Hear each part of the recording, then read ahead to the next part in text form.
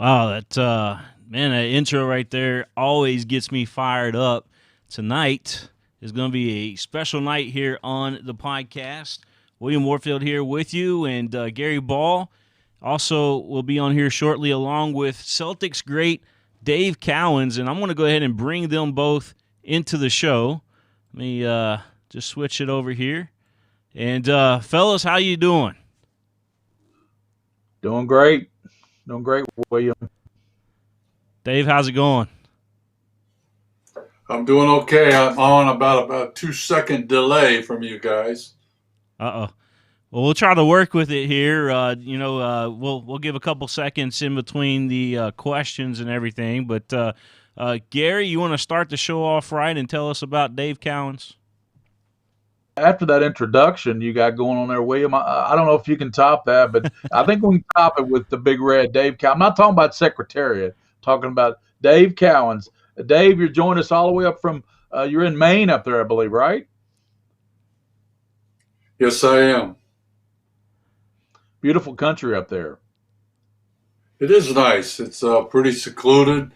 I got my kids and grandkids up this way, and so it's life is good. Life is good. You grew up in Newport, Kentucky. What was it like growing up in Newport, Kentucky there? Newport's right across from Cincinnati. It's a river town, and had quite a reputation going back to bootlegging days and Sin City, USA, and all that. So I grew up in that I was born in '48, and it was an interesting place, for a small town, but a good school system. We were nobody from the Louisville Courier or any press that you got about sports in Kentucky never included the ninth region. We were considered, not part of Kentucky almost. Well, the Cincinnati media covered you a little bit. I know that. It was not about the media so much. It was just about all the people that had something to do with sports in Kentucky. Yeah. You went to Newport Catholic High School. It was Newport Catholic back in that day. It was a Newport Central Catholic, but you Yeah, were a star there. But you were a solid player in high school, but you really developed it at Florida State.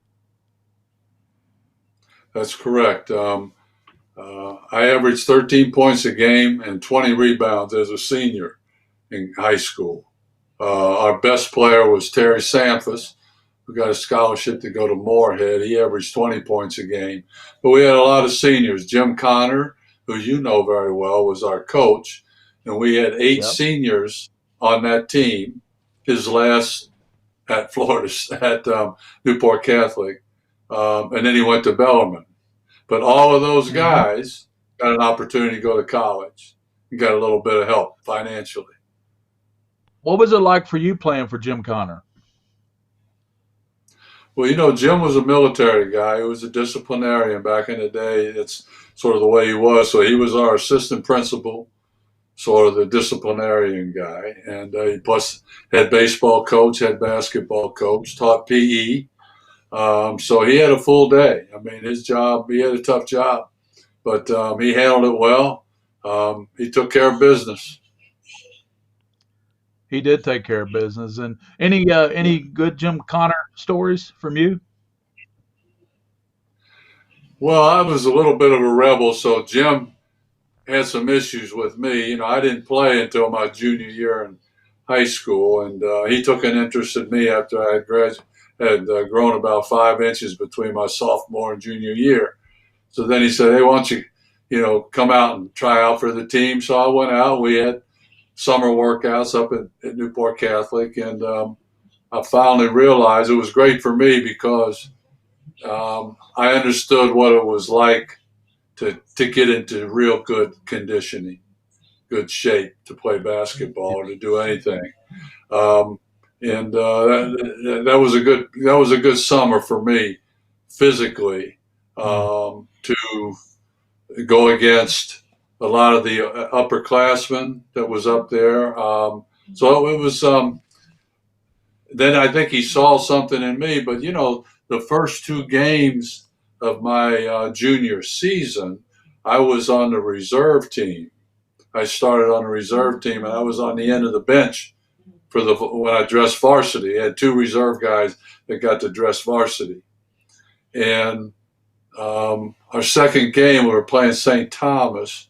I played the whole reserve game, and then was sitting on the bench. And somewhere along in the first period, Jim said, "I want you to go into the game." So then I played from then on almost the entire varsity game.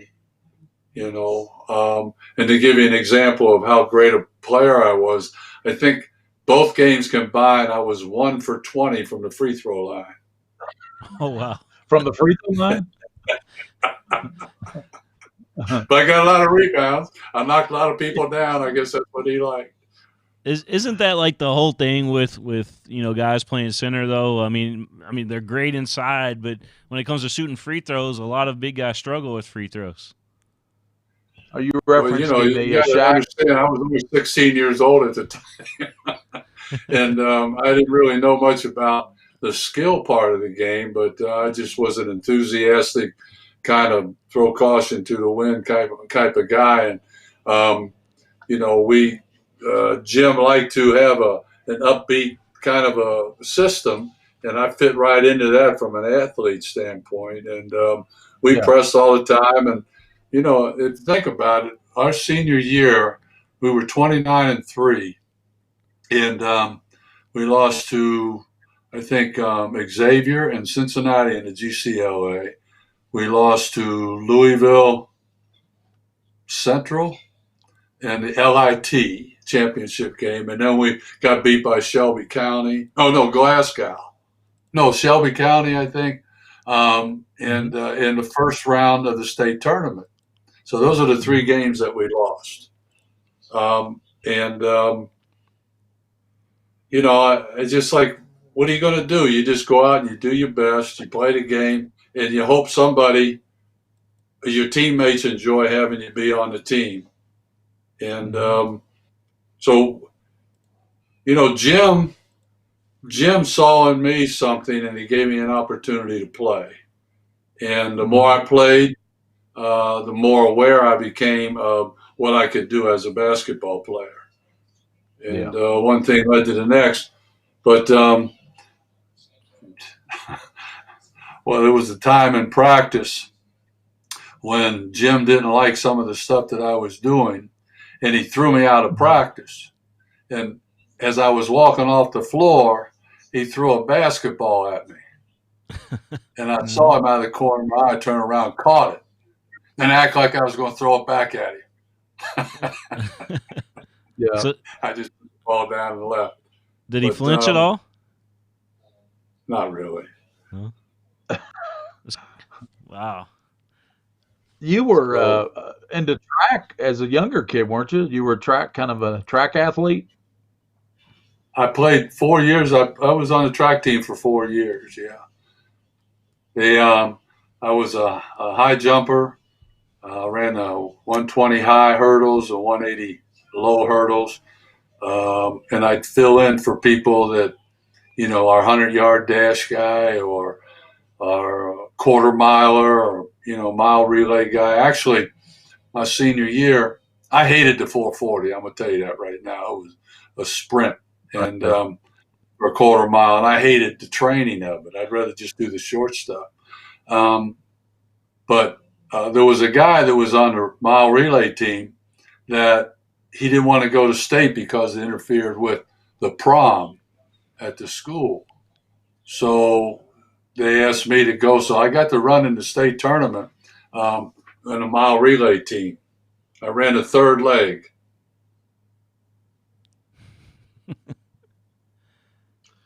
That probably helped you with Coach the fact that you ran track, right? Because he was big on conditioning. He was, but he was a baseball guy. But I love track and field. I thought that was, I used to play baseball a lot as a young kid, but then it seemed like it got kind of boring. So track was something where you could be outside and run and jump and, just play. And it was, I really enjoyed that. That was probably my favorite sport in high school was track and field. What was your Then I was on the childhood like? swimming team one year. I was before my sophomore year. Instead of playing basketball in the winter, had our first ever swimming team at Newport Catholic, and we didn't have a pool at the school, so we used to have to take the bus over to Cincinnati to practice at the Fenway. And we had one of the teachers was our swim coach, and we found he was a physics teacher, and we found out that he couldn't swim. So we used to threaten him, throw him in the pool if he worked us out too hard. So he'd run a practice, and he'd be on the other side of the glass wall of the pool, not in the pool on the deck, but outside of the pool, watching us do our deal. At Newport Catholic, we're talking with Dave Cowens. There's always some Sanfuses and Wilfongs and Devotos. I mean, those guys. Those are Newport Catholic since you were there. Well, Terry Sanfus, was our captain, and he was our guard. And like I say, he averaged about 20 points a game. His brother, Jim, who also went to Moorhead, was a senior when we were freshmen. And so, and Jim and Terry, they've sired a lot of kids that went to Newport Catholic over the years and have done very well as athletes. I enjoyed playing with Terry. He was a tough guy. I mean, he didn't take anything from anybody. I'm going to tell you that right now. Tough dude. Yeah. Dave, did you have a growth spurt when you were in high school? How did that all play out for you? That year, in between my sophomore and junior year, like most guys, they grow, they have a spurt. And I went about, I think, from 6 foot to 6'5". Wow.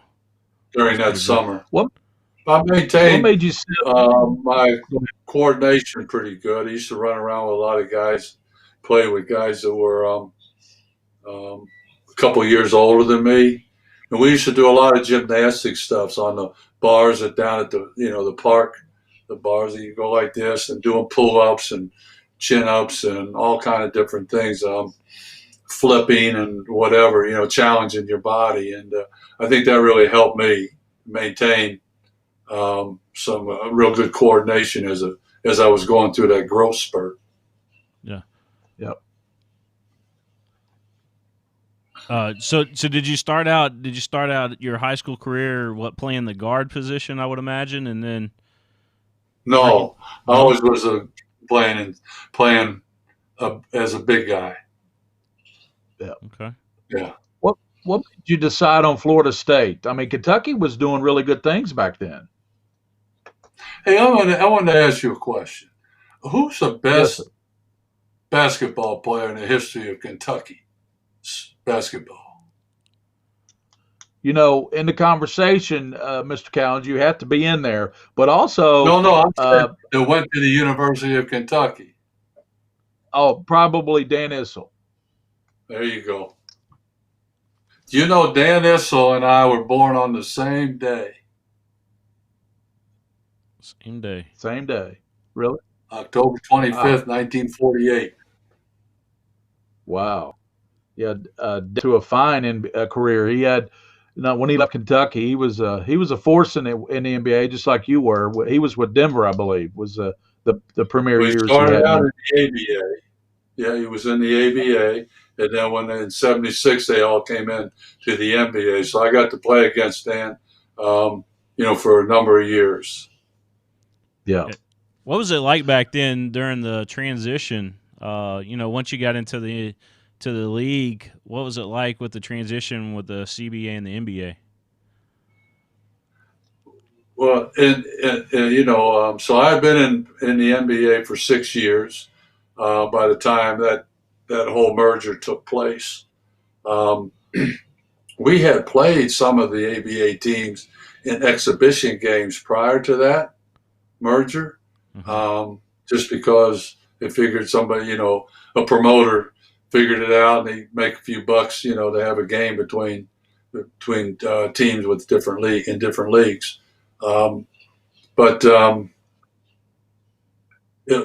the ABA was the team that had the strike ball, and they had the three-point play, and they had the dunk contest, and they were doing those types of marketing deals to promote the game in a league that, did not have the history of the NBA to fall back on, to market itself.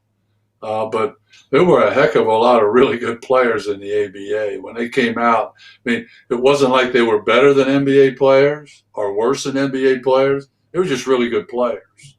And, I think I don't know how many, I forget how many teams were in the ABA, but 4 of them got merged into the league. I think it was New York, I want to say Denver, San Antonio, and there was one in Indiana, I believe, were the 4 teams that made it. Yeah. And they all had really strong teams coming in. Yeah, so you had a lot of good players that came over from the ABA. Who were some of the best players that you played against back then? Well, for me, matchup wise, you had Artis Gilmore, and you had Dan Issel as centers. Billy Pultz, played for San Antonio and New York.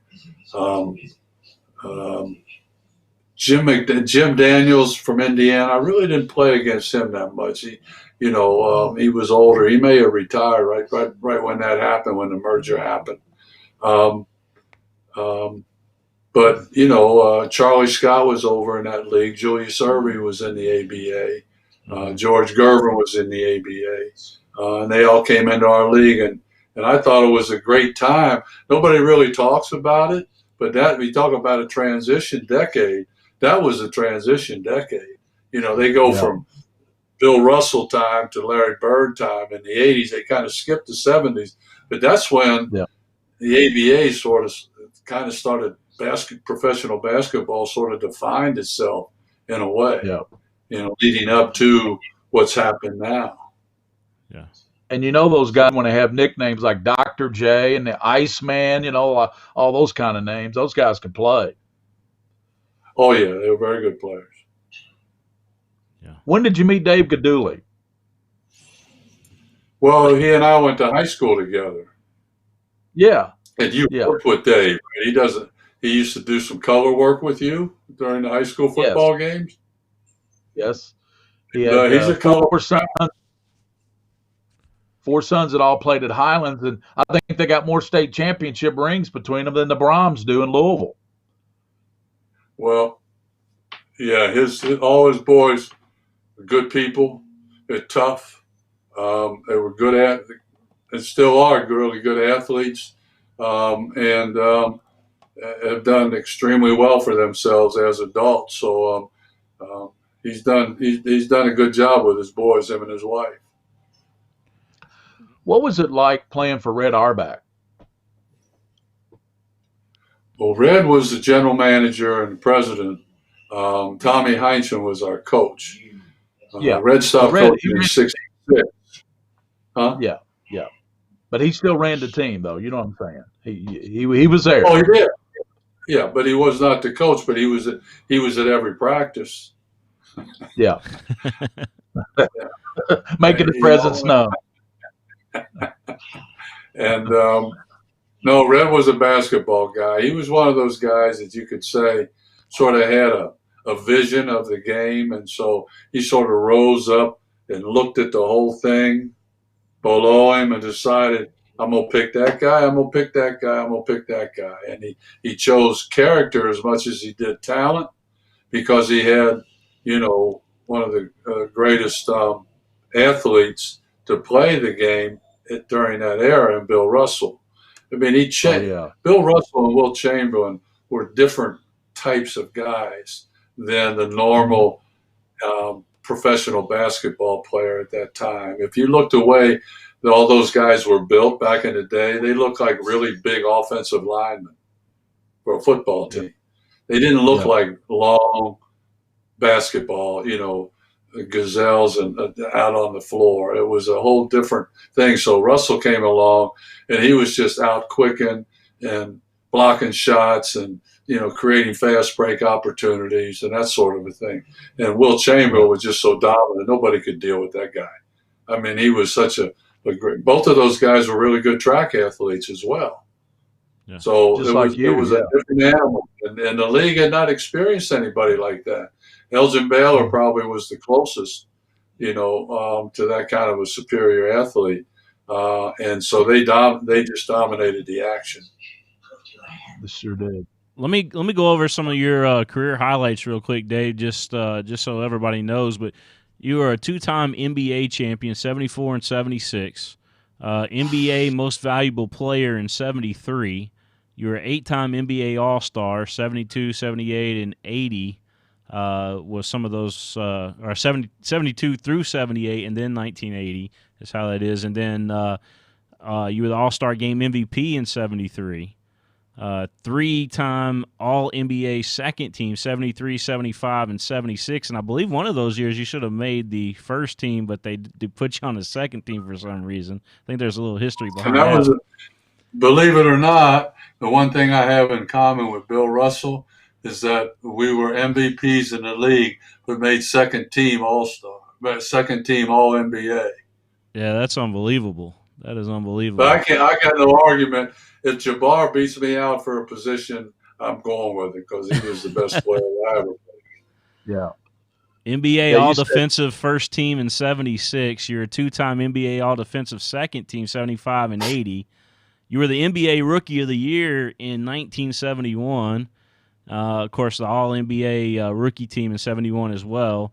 But you are also the NBA you were honored as the NBA 50th Anniversary All-Time Team, which is pretty remarkable when you think about all the great athletes that have come through the league. Your number 18 was retired by the Boston Celtics, and your number 13 was retired by the Florida State Seminoles. Amazing. Yeah. Just watching those games, Dave, when I was watching the Celtics play, that parquet floor at Boston, that floor was just – that always stood out to me, the parquet floor. It had to be a treat to play at Boston Gardens. Oh, it was. I was very fortunate to get drafted by the Celtics. They had they were at Auerbach, and they had a tradition of winning. And they had John Havlicek and Don Nelson and JoJo White, Don Chaney and other veterans. So I walked into that locker room in 1970. I was in the locker room with a lot of accomplished players that were men with families. I just tried to do my best to fit in and get assimilated into what they were doing. I was lucky in that they needed somebody like me to fill a position. They had experimented the year before with a three-headed center, and Barnes, Johnson, and Finkel, and they sort of rotated those guys in based on who they were playing. So I was fortunate to have a coach that appreciated what I did and played me a lot of minutes as a rookie. I think I averaged 38 minutes a game. Fouled out of 16 games. Tied a record for most fouls in a season by a Celtic was Tom Sanders. But I learned an awful lot, going against all those great players night in and night out. I didn't know much about them, and I know they didn't know anything about me. Well, yeah. That was probably a good thing, wasn't it? Oh, yeah. I don't mind it. What about Go ahead, Gary. Go ahead, William. No, you go ahead. I was just going to ask you, you went on to help coach some teams, and then I believe you're also a head coach of one of the teams as well, right? I was the last guy to do a player coach thing with Boston the year before Bird came.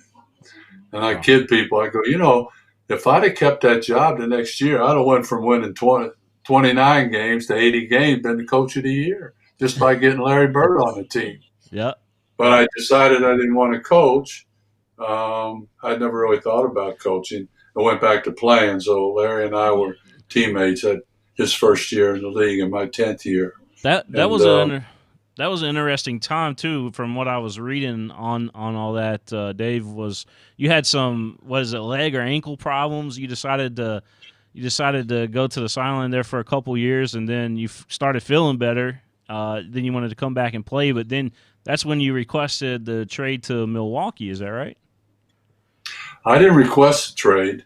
Red had a deal actually with Phoenix. And at the last minute, Don Nelson decided to trade Quinn Buckner for my rights. Red kept my rights, even though I was retired for 2 years and working as an athletic director at a small women's college, Regis College, and we helped build a nice athletic facility and swimming pool and all that while I was there. Then I decided I wanted to go back and play, so I, it worked out an awful lot. And so that Red decided, he'd rather get Quinn Buckner. And so I was on my way to Phoenix, and they said, nope, go to Milwaukee. Yeah. What was the story behind the jersey number change? Because you went from 18 to wearing a different number there with Milwaukee. Was there anything behind that? I think somebody else was wearing 18, and I just doubled it up. I said 2 times 18 is 36. So that's why I picked that number. Okay. Yeah, I was kind of curious But about the reason that. I wore number 18 at Boston was because I wore number 13 in college. But when I went to Boston, Red Auerbach said, nobody on our team is going to wear number 13 because Wilt Chamberlain wears number 13. And he was the arch rival. So I said, we'll just close in the circles and make it an 18. That's a good story. That's a good story. What about your Bill Walton story? You got a good Bill Walton story, Dave. Not really. I mean, Bill, I don't know Bill very well. He came in a few years later. I know the Florida State team in 1972 that went to the finals, a Florida State team. They were all freshmen. Some of the guys from Kentucky was Otto Petty and Ron King were Kentucky, basketball players that went to Florida State. And they were part of that team that went to the finals against Walton's team. And how about this? You're in the finals, the final game of the NCAA tournament, and you get to play the game on your home floor.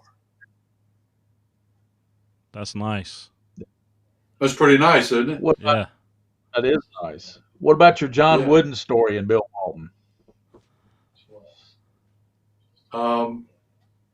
Well, I met John Wooden one time because I was doing some scouting when I was working with, I believe it might have been Golden State at the time. And I went down there and wanted to watch a player that played for, I think it was UCLA. And Bill was doing some commentary. And I went over and I got introduced to John Wooden. At the time, it's the only time I ever met him. Yeah. But John Wooden started his coaching career in Dayton, Kentucky, right? Just one town removed from Newport, Kentucky. Mm-hmm. Yeah, I remember hearing about that. He had his only losing season at Dayton. Is that right? Yeah. I think so. Only losing season of John Wooden's coaching career was at Dayton High School. So, but I was talking, Dave. I remember a story with the facial hair in Walton, and I know you. I've heard you tell that story that John Wooden said, "Well, we'll miss you," to Bill Walton. That's exactly right, and that's will tell you exactly how you're supposed to deal with people as a coach. You got a rule. Yeah. If you make the rule, you got to enforce the damn thing. If you don't, you lost your credibility forever. Yeah. Yep. And you were a cab driver for what, a day? That's right. One night, and I did that with Dave Dooley. Keep bringing his name up all the time. But yeah, he was up there visiting. We were playing the San Antonio Spurs in the playoffs. It was sometime in May, I think, in Boston. The weather was good. I said, "Hey, Dave, let's go. I'm gonna get a cab. I can get a cab." The independent taxi operators, you give them $35, you bring the car back full of gas, and you keep whatever money you make along the way. So we went out there and we just started trolling around Boston, picking people up. And the first ride I picked up was at South Station, and the guy wanted to go to Cambridge, and he was from New York, so I took him a long way. Why not? That's right. So what did he think about that? Huh? What did he think about that? He didn't know. I mean, he was from New York. He didn't know where I was going or what I was doing. Yeah, put $2 or $3 bucks more on the till. Yeah. Yeah. So And, Gary, let me just throw this out there real quick, because this is pretty cool that I just dug up here. Was Dave, you're one of only 5 players, Scottie Pippen, Kevin Garnett, LeBron James, and Giannis Antetokounmpo, which is with the Milwaukee Bucks right now, and I can't pronounce his last name right, but just say Greek freak. Yeah, there you go. So, but you're one of 5 players to lead your team in 5 major statistical categories for a season in points, rebound, assists, blocks, and steals. But you're in the likes there with Scottie Pippen, Kevin Garnett, LeBron James, and like you said, the Greek freak. Is that how they call him? Yep. They do. That's amazing. Well, I think about them. They're in the same category as me. Yeah, exactly. That's right. Since I was the first one to do it. But I tell you what, I wasn't too far away from leading them in 7 categories. The one would have been block shots and disqualifications. like to mix it up, didn't you, Dave? Oh, I did. I loved it, man. I fouled out over 100 games. I thought I was that a being a record? good team. I mean, Tommy Heinsohn played me 40 minutes a game. The only way I could get out of the game is to foul out. So I figured I was a good teammate. Let my backup center, Hank Finkel, get some time. There was a lot of people talking about the original Bad Boys was the Boston Celtics. Is that right? You know what? I just get a little bit disappointed with what's on TV now. I think there's like a little bit too much of self-importance in there. Yeah. I mean, we had hard-fought playoff series and rivalries when I played, but I did not dislike or ever say anything negative about anybody, and they did not do that to us. I think there was a respect amongst each other. No, it wasn't trash talking. Nobody tried to hurt anybody, but we just went at it, and so I think that's the one thing that I don't like about, all the drama that's around. If you like this guy or this guy disrespected you or this guy said this, I'm going, it's like a reality TV show, and I can't relate to that because it had, that was just not prevalent or existed at all when I played in the NBA. Yeah. You mentioned Sanfus at Newcath was the toughest guy. What about at Florida State? And I know you had some great teammates with the Celtics. So tell us about some of those guys. At Florida State? Yeah, Florida State and Hugh Durham was our coach. He went to Florida State, but he was a Louisville guy. He played basketball and football and baseball at Louisville, and then went down to Florida State in the late 50s. Was part of a 1,000-point shooting, scoring club at Florida State. Has his number is in the Hall of Fame down there. And then he stayed there, got his degree in business administration, master's, and became the assistant coach. And the season between when I graduated from high school, signed at Florida State and went down there, our head coach, Bud Kennedy, died. And so Hugh, as the assistant coach, became the head coach. And then they brought a guy named Dennis Clifford down there who played at Louisville, and he was our freshman coach, and we had freshman teams at that time. What? Must have been a direct pipeline from Louisville.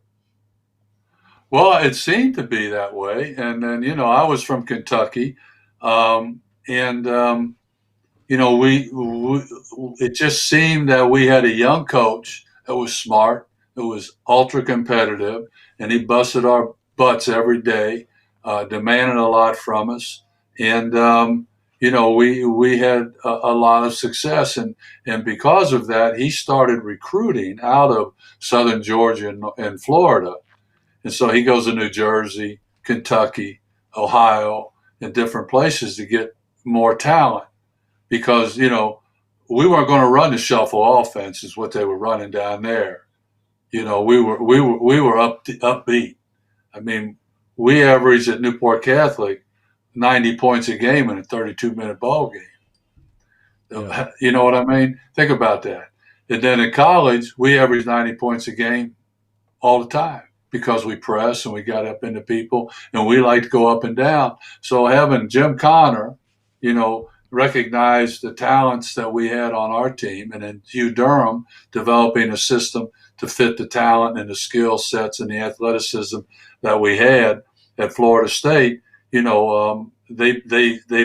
started building a program, and as I said, 2 years after I graduated, they go to the finals as an independent. All right, we could play anybody we wanted in the country. We were in a conference. So as an independent, they go to the finals. And when I was a senior, we were 23-3, but we were on probation for some bullcrap stuff that the NCAA wanted to make a case, say, oh, we'll do this independent guy because they don't have anybody, that's on any committees in the NCAA as presidents of conferences. So, a lot of the teams that got put on probation back then were independents and small schools like us. And I feel like they really took away some great experiences from me and my teammates by putting us on probation. Because as a player, and I was the most valuable player on the team, sophomore, junior, and senior year. I never got a pair of pants. All right, I never got anything over and above my grant and aid. And when I went to the pros, I'm hearing from guys from UCLA, Kentucky, Louisville, all these different places, and they're telling me all the damn nice things they got over and above. I'm going, and you guys got to play in a tournament. I did. It's always stuck in my craw that 2 years, my junior year and senior year, we were on probation, and I didn't do anything wrong. I just went to practice, did my deal as a student, fulfilled my obligation as for my grant and aid that I signed. That was it. But I got punished unfairly. Yeah. And they shouldn't do that anymore. It's like now they're going to do that with, I think it's Georgia Tech. The coach screws up, so they want to penalize the players going forward, not let them play in the tournament. We're basketball players. All we want to do is play and compete. We don't care about all the other stuff going on. The joy is being able to compete against really good opponents and show your stuff. That's all we want. But then they take that away from us to penalize us for what a coach did or an administrator did. They should never do that again, ever. Just penalize the guy who did the wrong. Fine him, fire him. I don't care what they do, but don't penalize the guy that just went there and did his, is doing what he's supposed to do every day. Mm-hmm.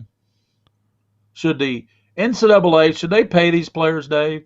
I mean, you played college basketball. I looked at it. I broke it down, and I look at nowadays you can only work a player so many hours a week, right? Strength training, practice, so many hours during the season.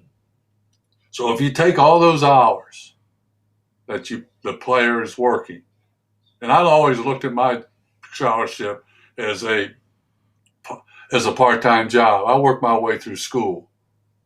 I had to do something to get that scholarship, which was to go out and spend, 3 hours running up and down the floor, traveling, doing whatever I had to do. I took away from school, so it'd be like having a part-time job flipping burgers at McDonald's.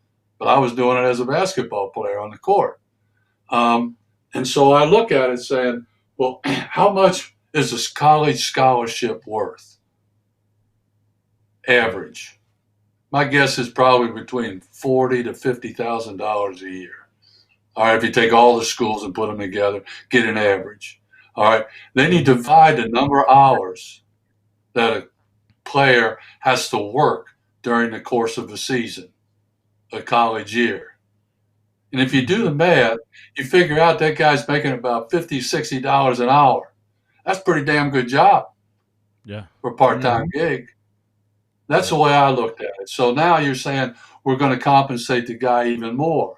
Well, that's okay, But I tell you what, since I got to school as a 17-year-old and I signed a grant and aid, actually my parents had to sign it because I wasn't of legal age yet to go to school and sign anything because I wasn't 18.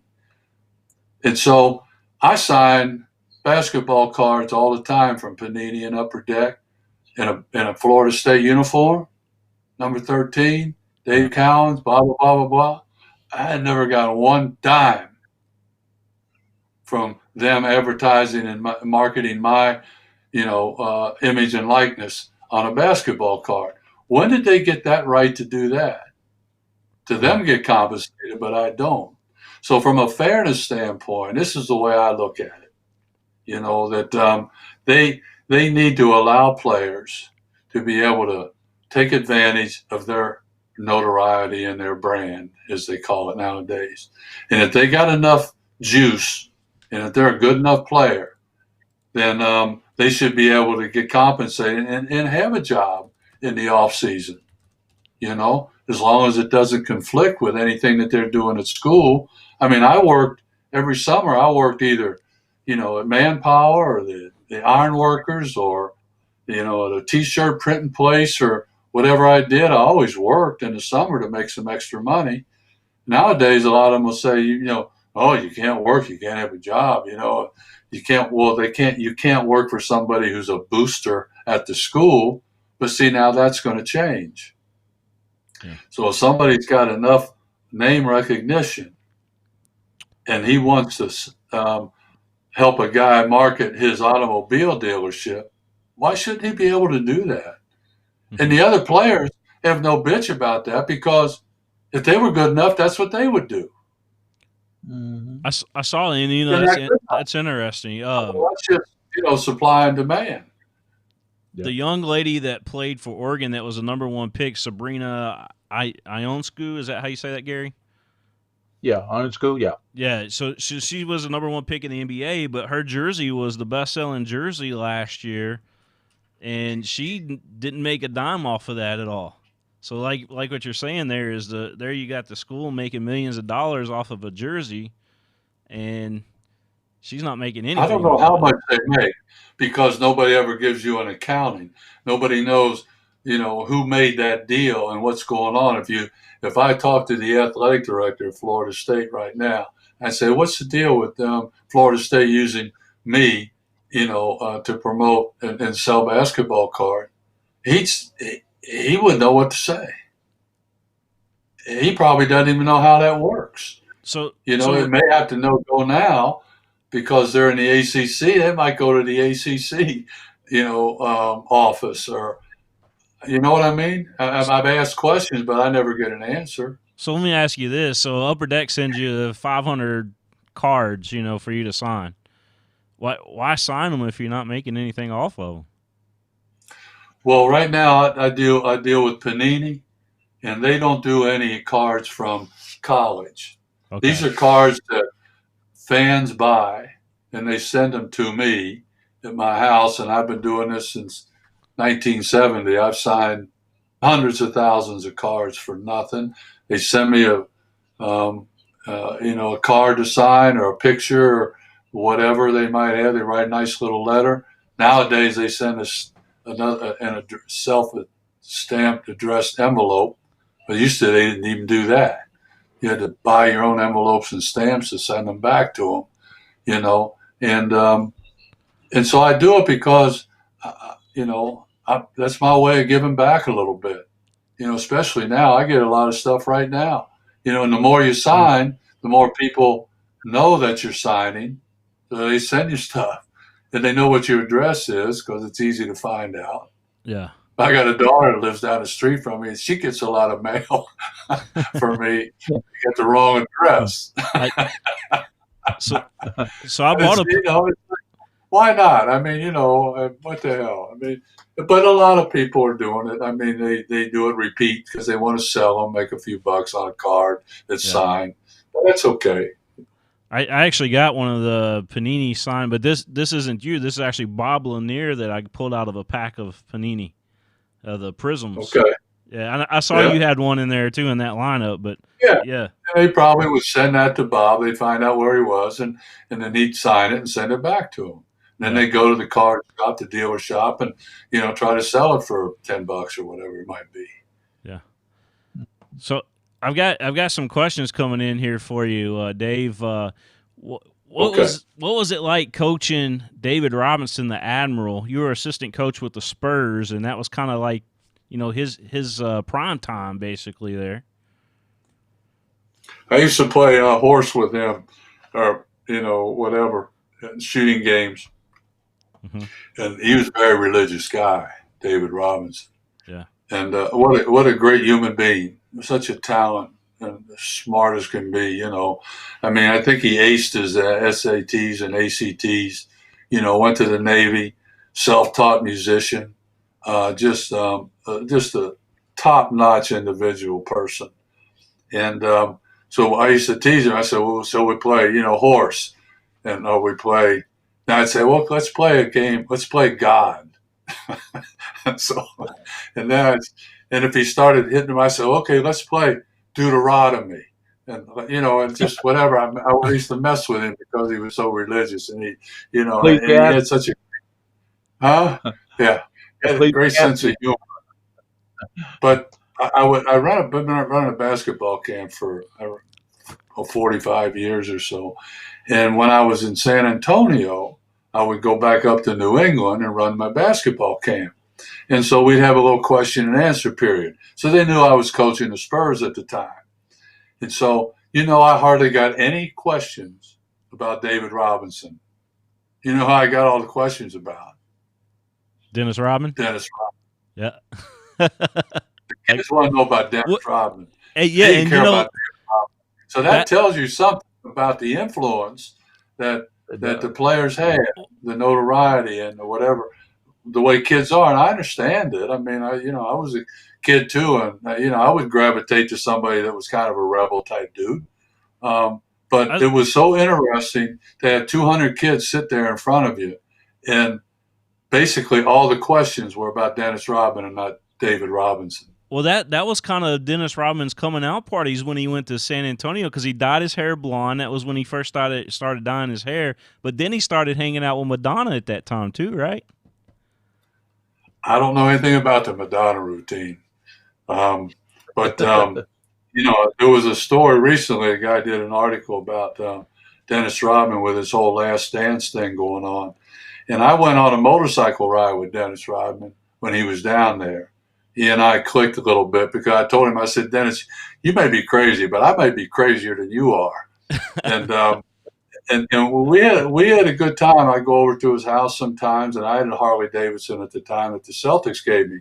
So he asked me during the year, he said, you want to take a ride with my crew up to Lukenbach, Texas? I go, sure, I'll go with you. So I talked to Greg Popovich, who was his first year as a GM down there, and Bob Hill was the head coach.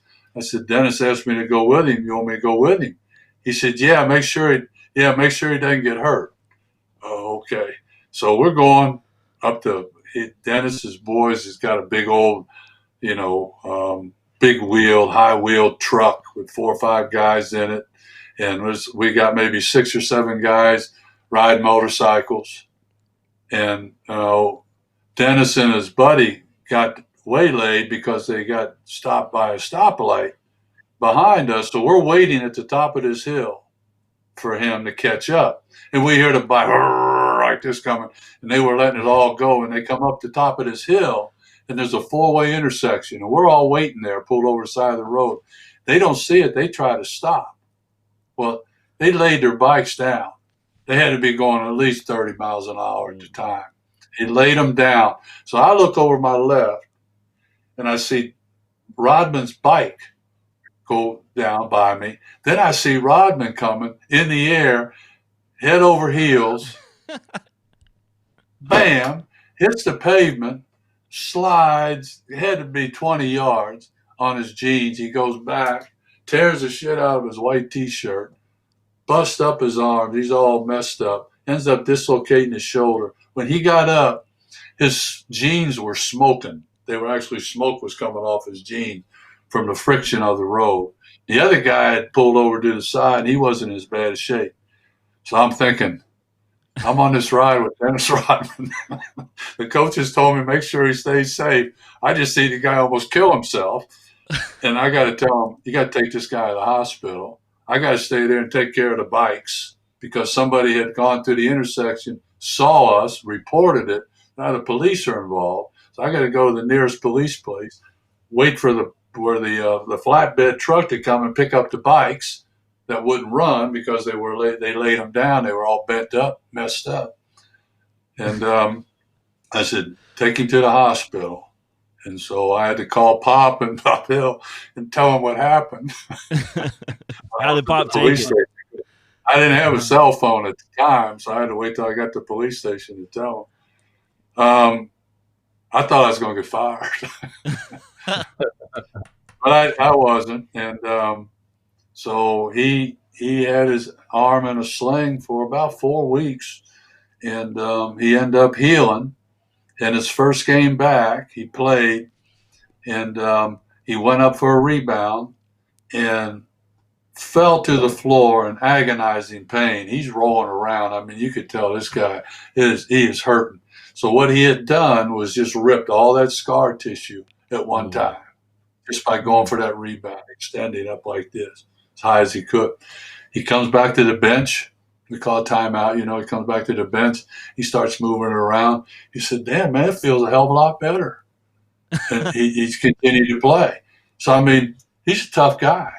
I mean, he's a bit of an odd duck. I mean, he did some crazy stuff, but he realized, what Barnum and Bailey said, they're going to go see the High Wire Act. And that's what he was. And he believed that. And and I think he just milked that for all he could. Wow. Yeah. That's a great story. He was a rebounding fool, wasn't he, Dave? But you know else? Bill Russell, man, you look at his rebounding stats, 27 a game, 20. I mean, that guy was, I think, unbelievable rebounder. And Rodman was too, but I think Bill Russell was at another level. Well, like I said before, Russell was a different kind of an athlete. He changed the way people looked at the game, and a lot of people didn't like it. He was considered a threat, black guy coming in, and all white players, and all of a sudden he's dominating everybody. Go, oh, wait a minute, man! I don't know if we can have this. But he was, but Rodman was a whole different type of a guy. Rodman, I played a lot like Rodman in terms of the activity level. And the quickness. And you don't have to be a big guy to be a good rebounder. You just have to know your craft and understand, where balls are going and how to be in good position for them leading up to the shot and all that stuff. But you have to have that enthusiasm and want to get really good at that part of the game. And that was my ticket, was rebounding. So I always could relate to what he did, as a 6'8", 6'9" player. But you're right. But the greatest all-time rebounder was Wilt Chamberlain. Yeah. I mean, that guy averaged 50 points a game and 25 rebounds a game one year. Think about that. Yeah. 50 points a game, 25 rebounds a game, probably at least 10 block shots a game, numerous assists, and the guy never, ever fouled out of a ball game. Yeah. Ever in his entire career. I think 13, 14 years. Playoffs, regular season, never fouled out of a ball game. I've got a couple more questions coming in. Jay Gilliam's watching tonight, and his dad, Herm, played for the Portland Trailblazers. Did you ever get the chance to play with him? Herm? I played against him, yeah. Wow. But he was a guard. I didn't pay much attention to him. Yeah. If he tried to drive on you, right? It's the only time you saw him. No, Herman was a good player. Good coach, too. Yeah. So who in your opinion is the greatest of all time? When they talk about the GOAT, who's the GOAT, Dave Cowens? Who do you think it is? Oh, I don't know that it really matters that much. You just have to look at the guys that statistically have been consistent over their entire career and who, are not afraid to take that shot or make the play. Guys that, changed the way we look at the game. And you have to go back and you got to see a Wilt Chamberlain because of statistically what he did, over a long period of time.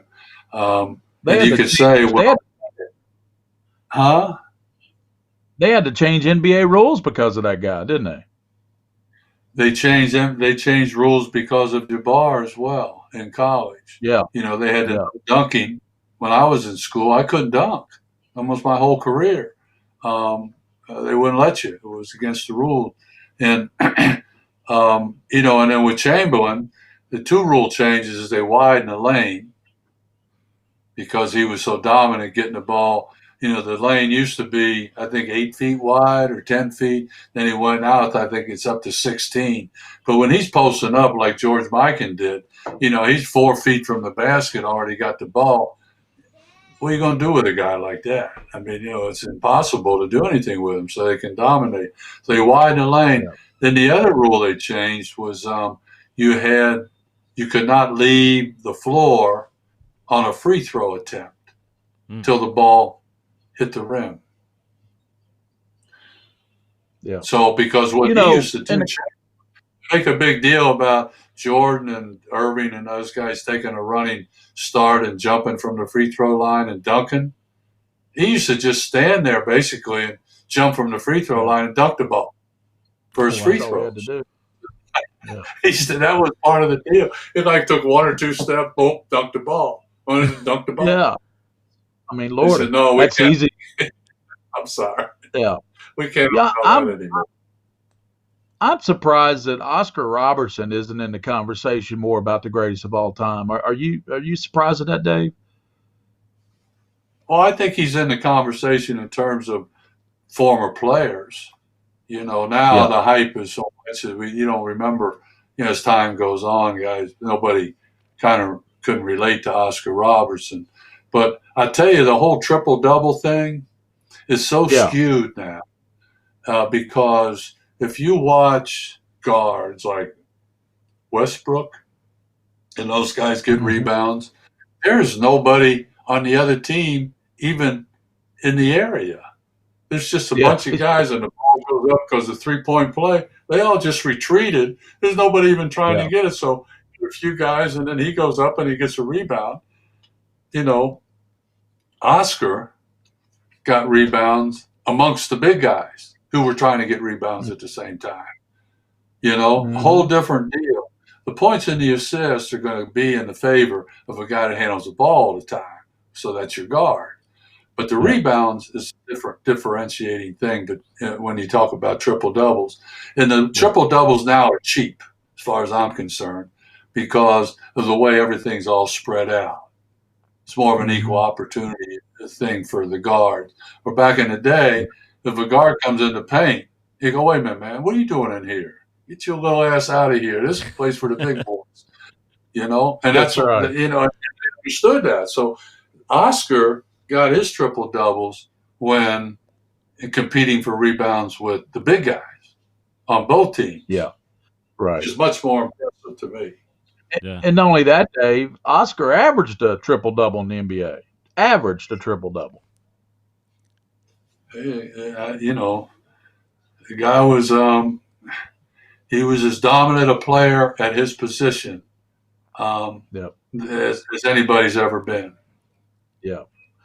Well, William, this has been great with Dave Cowens, Newport Catholic, Florida State, and the Boston Celtics. Yeah, I got one more question that's coming in, and only because it's come through here like 20 times, and that is, tell the story when you were with the Hornets. Tell the story about the Kobe Bryant trade.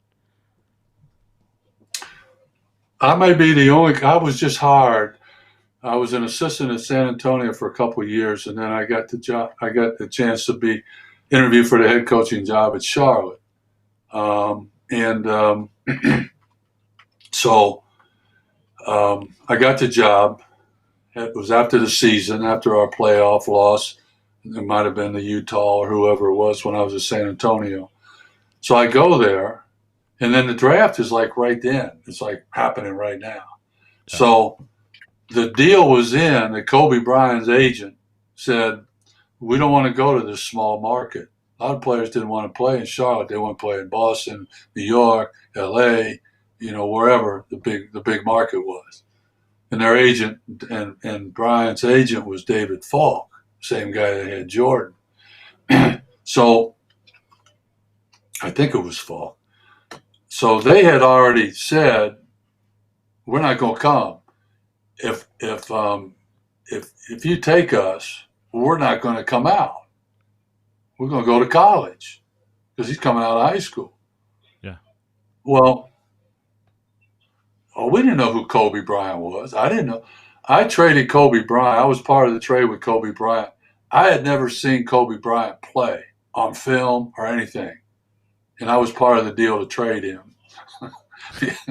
So the deal was in. Bob Bass and Jerry West had made the deal. We needed a big guy. So we got Vlade Divac. I know Vlade could give me 13 and 8 and 4 or 5 assists every game because that's what he gave you. In the playoffs, he was even better. And we needed somebody stable. I had Anthony Mason. I already had Glenn Rice and Del Curry as shooters. So I wasn't looking for somebody. I had Muggsy Bogues as my point guard. So I didn't really need that kind of a guy. I had somebody that was veteran. I needed a big man to have a well-rounded team. So that's why I went along with the trade. So when we drafted Kobe, by the way, we drafted Kobe, we had the 13th pick. There were 12 other teams that passed on him. That's true. Yeah. Yep, that's right. So, it's like people are going to say, well, you passed on Kobe Bryant. Well, so did half the league at the time. And people that knew about him, I didn't know anything about him other than he was a really good player, as a high school kid. And I knew I played against his father, Jelly Bean, when he was in Philadelphia. Yeah. But that's what happened with that. And it worked out well for us, and it worked out well for him. Yeah. And you got Vlade Divac is who you got for Kobe. We got Vlade, and I think we got one other guy, Brad Lowhouse, maybe. I'm trying to think whether we got Brad from the Knicks or from and maybe a draft pick. I forget what the deal was because I didn't have anything to do with that deal. That deal was made between Jerry West, Bob Bass, and the agents. And we were told, as I said, they said, listen, if you draft us, we're not going to play. Oh, okay. What choice? Well, if you believe them, then you go, okay, well, let's make an adjustment here. Let's make the best of that situation. But yeah, it was good because Vlade, just recently he made the Hall of Fame. He's a pretty good player. Yeah, he was. Yeah, really good. You got to make a contribution. Yeah, he was great, especially with the Lakers teams that he played on. Yeah, he was a piece of the puzzle for sure. Always very smart player, good hands, great passer. I could never understand they talk about all these coaches. They're so smart. I had Anthony Mason and Vlade Divac as my two big guys my first year. And both of those guys were really good passers. They loved to pass. They didn't care about scoring. But we'd post them up, and teams would double team them. And they would leave Glenn Rice and Del Curry open. I'm going, what is wrong with these people? I don't understand why I would never do that. I'd say make Mason and Vlade Divac score 25 points a game. They didn't even want to score 25 points a game.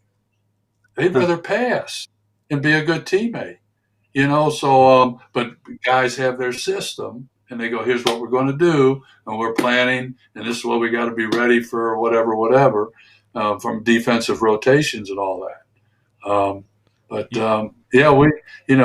had 2 seasons where we won 50-plus games, and I think in this last dance they'll eventually get to the point where, he's playing. I think it was '98 that they're playing Charlotte. They're playing our team in the conference finals or semifinals, maybe. We beat Atlanta to get to beat Chicago.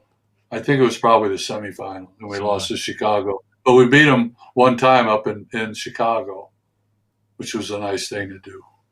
Absolutely. Hey, you mentioned Dale Curry. Do you remember Steph Curry hanging out around that time period? Young He little was Steph? a little boy. He wasn't even, maybe 5 or 6 years old. I mean, Yeah. Good kids, though, nice kids. Great family. Dale Curry's a great guy. I mean, he's really salt of the earth type dude. I asked him, what's your favorite TV program? He said, Andy Griffith. Okay. He loved Andy Griffith. He liked to fish, It helps that he's playing for Charlotte, too, though, right? Because, I mean, the whole Andy Griffith show kind of. I think he went to Virginia, didn't he? And or Virginia Tech or one of those schools. But yeah, Dell was he was a good old boy. I like Dell a lot. Yeah. Could shoot, quick release, just like his son. Yeah. Awesome. Man, it's been great talking to you, Dave. Gary, you want to? So what are they doing with Kentucky basketball? Are you still the only one that has a Sweet 16? Yes, we have a Sweet 16. It was canceled this year. Yep. Canceled the tournament? Yeah. Yeah, we got into Game 5 of the girls' tournament, and then everything just kind of came to a halt. Okay. Yeah, they can't. When I was playing at Newport Catholic in '66, and we made that. We were down in Louisville. I think it was Louisville to play in the state tournament, and we got beat. And that was the same year that Texas Western beat UK when Riley and those guys were playing. I was '66, so my senior year in high school was there that year, and I remember riding on the bus, the yellow bus, back to Northern Kentucky. We were listening to that ball game on the bus. That was a Glory Road game, right? Yeah, that's right. Yeah, it's an all-black team beating the Kentucky Adolph Rupp fellas. Wow. Yeah.